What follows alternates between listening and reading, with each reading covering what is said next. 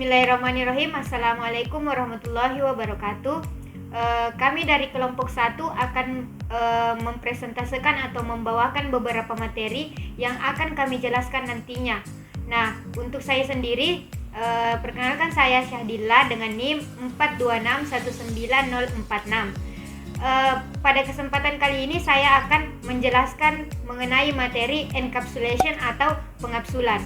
Nah, apa itu pengapsulan? Pengapsulan adalah merupakan suatu konsep untuk mengikat data, yang dimana data-data yang awalnya tidak menyatu disatukan dalam metode pengapsulan ini.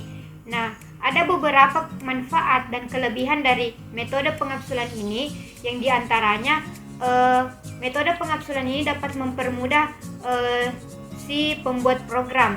Mengapa demikian? Karena program tidak mesti dibaca secara rinci atau dibaca satu persatu, karena telah disatukan dalam metode pengapsulan ini, sehingga metode pembacaan program dapat dibaca secara keseluruhan atau hanya dibaca satu kali saja, tidak dibaca beberapa kali karena terbagi-bagi. Kemudian encapsulation juga sering digunakan karena terdapat fitur-fitur information hiding mechanism. Mekanisme ini menghilangkan akses publik ke atribut-atribut yang terdapat di dalam kapsul. Nah, contohnya itu saya membuat suatu kelas, ada dua kelas, yaitu kelas kategori .java dan juga kelas kategori app.java. Nah, di kategori .java ini kita membuat field string ID-nya itu private dan untuk booleannya itu private agar tidak bisa diakses dari luar. Kemudian kita masuk di setter dan getternya.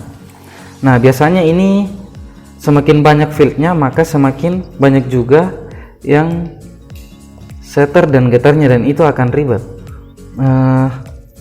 Tetapi untuk IDE sendiri itu ada caranya agar kita ndak repot, ndak capek. Nah, sini saya hapus dulu. Nah, caranya itu kita masuk di code, di generate, kemudian pilih getter dan setter, kemudian seleksi berapa kelas yang akan kita bikin, yang akan kita buatkan setter dan getternya, kemudian klik OK. Nah, maka akan langsung jadi. Kemudian kita masuk di kategori .app. Nah, di sini saya membuat suatu variabel kategori yang menggunakan set ID. Nah, dimana pengertian set itu sendiri itu fungsinya untuk mengubah data field. Nah, di sini saya mengubah set ID-nya menjadi ID. Ketika saya membuat juga kategori set ID null, maka yang dieksekusi itu tetaplah ID-nya. Karena kita memanggilnya, mengubahnya menjadi ID. Tetapi yang berbahaya itu ketika kita membuat suatu private di sini, private string.id menjadi public. Nah, itu berbahaya karena ketika saya mengubah di sini, saya mengatur agar ini menjadi null, maka yang dieksekusi itu bukan ID-nya melainkan null. Nah, ini berbahaya karena bisa diubah dari luar. Contohnya ketika saya melakukan running, maka yang dieksekusi itu adalah null. Selanjutnya yaitu materi mengenai polymorphism, yang dimana polymorphism ini merupakan metode atau salah satu teknik yang digunakan di mana suatu objek yang berbeda-beda dapat diakses melalui interface yang sama. Sebuah objek yang polymorphic dapat beradaptasi dengan metode apapun yang diimplementasikan di dalam objek, dan setiap kelas memiliki interpretasinya tersendiri. Di dalam Java terdapat dua jenis polymorphism. Yang pertama, dynamic polymorphism dan static polymorphism. Yang mana static polymorphism? Static polymorphism yang digunakan adalah metode overloading, yang dimana metode overloading ini mengizinkan kalian untuk menerapkan beberapa implementasi metode yang berbeda dalam kelas yang sama, namun dalam parameter yang berbeda-beda. Dan untuk dynamic polymorphism merupakan sebuah subclass yang dapat menimpa metode dari superkelasnya. Jika kalian menerapkan subclass tersebut, Java Virtual Machine akan selalu menggunakan metode yang ditimpa. Jadi Java Virtual Machine itu, jika ada satu program yang ditimpa, maka Java Virtual Machine akan membaca program yang ditimpa itu.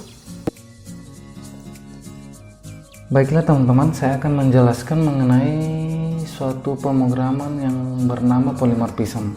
Nah, untuk membuatnya saya membuat satu kelas terlebih dahulu yang bernama kelas employee. Kemudian saya membuat satu kelas manager yang diturunkan dari employee. Kemudian saya juga membuat suatu kelas yang bernama vice president yang saya turunkan dari manager. Nah, setelah itu saya membuat satu kelas yang bernama polymorphism app.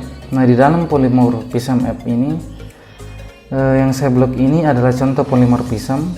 Saya membuat suatu kelas suatu objek employee. Kemudian dari objek employee yang tadi saya membuat satu objek yang baru yang bernama manager. Kemudian dari employee lagi saya membuat suatu objek yang bernama vice president. Nah, untuk yang diakses ini hanya pada kelasnya, yang dalam metodenya itu tidak. Itu ada juga yang bernama polymorphism yang dapat yang tidak hanya mengakses kelasnya, tetapi juga dapat mengakses objeknya atau fieldnya. Tapi di sini contoh pemrogramannya saya hanya menggunakan yang dapat mengakses kelasnya saja. Hai teman-teman, perkenalkan nama saya Dewi. Ingin membahas tentang perbedaan abstrak class dan interface. Perbedaan yang pertama yaitu abstract class bisa berisi abstrak dan non-abstrak method, sedangkan interface hanya berisi abstrak method. Perbedaan yang kedua yaitu abstract class bisa bersifat statik, sedangkan interface tidak boleh bersifat statik. Perbedaan yang ketiga yaitu method boleh bersifat final pada abstract class, sedangkan pada interface method tidak boleh bersifat final. Perbedaan yang terakhir yaitu pada abstract class hanya bisa mengextend suatu abstract class dan mengimplement beberapa interface. Nah, pada suatu interface hanya bisa mengextend interface lainnya dan tidak bisa mengimplement kelas atau interface lainnya. Sebuah analogi yang bagus, abstract class adalah mobil, kapal, pesawat. Kelasnya adalah sedan, SUV, MPV, dan sport. Kemudian, interface adalah kendaraan darat, kendaraan laut, dan kendaraan udara. Interface ini memiliki metode-metode atau fungsi-fungsi umum ketiga jenis kendaraan tersebut, yang masing-masing fungsinya didefinisikan di kelas-kelas yang spesifik. Nah, sekarang kita akan membahas tentang metode statik. Apa itu metode statik? Metode statik adalah metode yang dapat digunakan tanpa harus menggunakan objek dari kelas. Jadi, jika kita menginginkan semua objek dari kelas untuk berbagi data, maka kita akan menggunakan variabel statik yang juga dikenal dengan sebutan variabel kelas. Di video sebelumnya saya telah menjelaskan mengenai final class yang berbunyi apabila suatu kelas dideklarasikan final, maka kelas tersebut tidak bisa diturunkan lagi. Baiklah, saya akan membuat contoh pemrogramannya.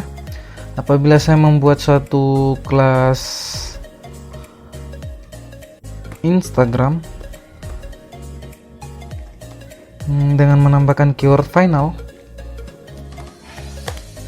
Ketika saya ingin menurunkan kelas Instagram ini ke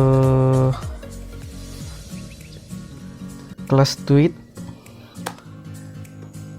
extend by Instagram, ketika saya melakukan running, maka yang terjadi akan error. Mengapa error? Karena di sini dijelaskan bahwa buatlah Instagram menjadi tidak final. Ketika kita ingin menurunkan kelas Instagram, kita tidak boleh menambahkan keyword final di sini. Di sini. Oke. Baiklah, sebelumnya kita telah menjelaskan mengenai final class. Sekarang kita akan menjelaskan mengenai final method. Pengertiannya itu sendiri, apabila suatu metode dideklarasikan final, maka kita tidak bisa melakukan overriding untuk metode tersebut. Nah, contoh pemrogramannya itu seperti ini. Misalkan di sini ada metode yang ketika kita ingin melakukan overriding itu akan error. Mengapa error? Karena di sini kita lihat ada keyword final. Nah, penyebabnya itu keterangannya itu di sini dijelaskan bahwa pada kelas Instagram metode login itu harus dibuat tidak final ketika kita ingin melakukan overriding. Selanjutnya kita akan membahas mengenai access modifier. Nah, pengertiannya itu sendiri adalah kemampuan membuat kelas, field, method, dan konstruktor dapat diakses dari mana saja. Nah, contohnya seperti ini. Ketika kita menggunakan keyword public, maka kelas itu dapat diakses dalam kelas itu sendiri, dapat diakses dari package-nya, dapat diakses dari kelas turnannya, dan dapat diakses di luar package-nya. Kemudian untuk keyword protected ini hanya dapat diakses dari kelasnya, dapat diakses dari package-nya, dan juga dapat diakses di kelas turnannya, tetapi tidak bisa diakses dari luar package-nya. Nah, untuk no modifier ini hanya dapat diakses dalam kelasnya dan juga dapat diakses dari package-nya saja, tetapi tidak bisa diakses di kelas turnannya dan juga tidak bisa diakses di luar package-nya. Untuk private ini hanya bisa diakses dalam kelasnya itu sendiri, tetapi tidak bisa diakses di dalam package-nya, di kelas turnannya, dan juga di luar dari package-nya.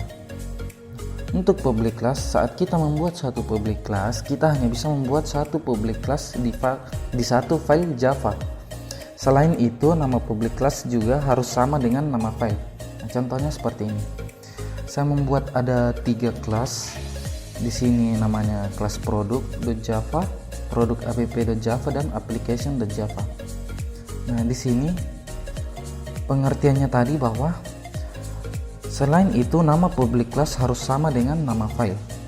Nah, di sini public classnya produk. Ketika saya ingin mengubahnya menjadi produk A, maka ini akan error.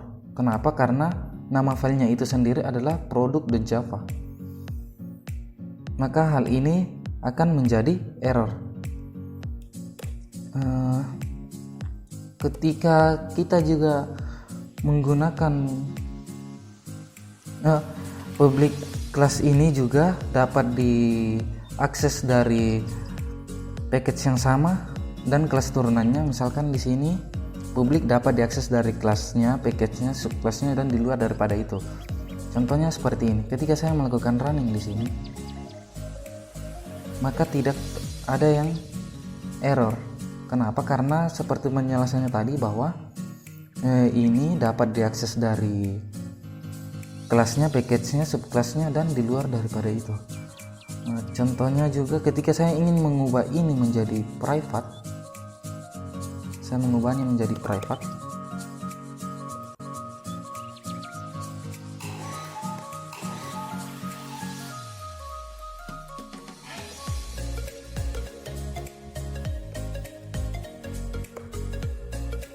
Maka ini akan error. Kenapa error di sini? Karena di sini itu ketika kita ingin mengaksesnya dari luar kelasnya, dari luar package-nya, di sini kan package hub-nya application, sementara di sini package-nya itu data. Seperti yang dijelaskan tadi bahwa ketika kita menyetanya menjadi suatu private, maka tidak dapat diakses dari package yang berbeda, package-nya dan juga subclass turunannya, tetapi hanya bisa diakses dalam kelasnya itu sendiri. Maka ini akan error. Tetapi ketika saya menggunakan protected, di mana di sini dijelaskan bahwa ini dapat diakses dari kelasnya, package-nya dan juga kelas turunannya, saya akan membuatnya menjadi protected.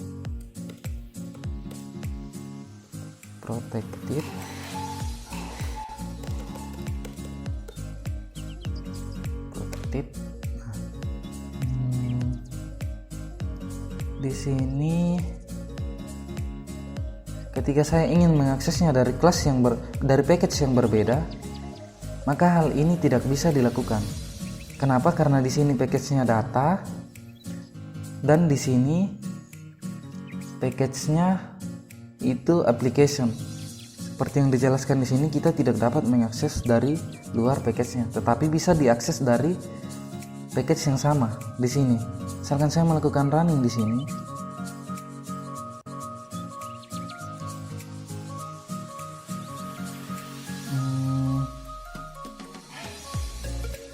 oh iya ya, produk Java. Saya melakukan running.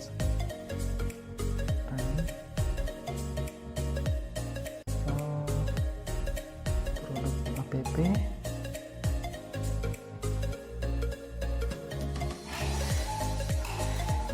Oh iya ya. Saya menghubungkan antara produk app.java dan produk application, sementara itu package-nya berbeda. Di sini di produk app, di kelas produk app saya menggunakan saya menyimpannya di package data, sementara di application saya menyimpannya di package application. Nah, hal ini memang tidak boleh. Kenapa? Karena di penjelasan sebelumnya bahwa kita tidak bisa mengaksesnya dari kelas yang berbeda. Sebenarnya di sini sudah menggunakan package yang sama, tetapi di sini saya menghubungkannya lagi. Harusnya saya tidak usah menghubungkan hal ini. Saya memberikan komentar terlebih dahulu.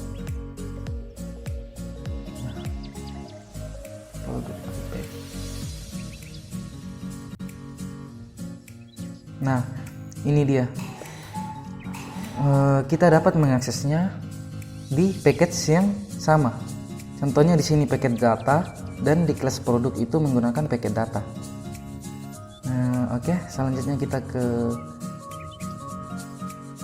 no modifier. Nah, no modifier ini dijelaskan bahwa ini hanya dapat diakses di kelasnya sendiri dan juga dapat diakses dari package-nya. Tetapi yang paling sering digunakan dalam dunia pemrograman itu hanya public dan juga private. Oke, sekian materi kita mengenai access modifier.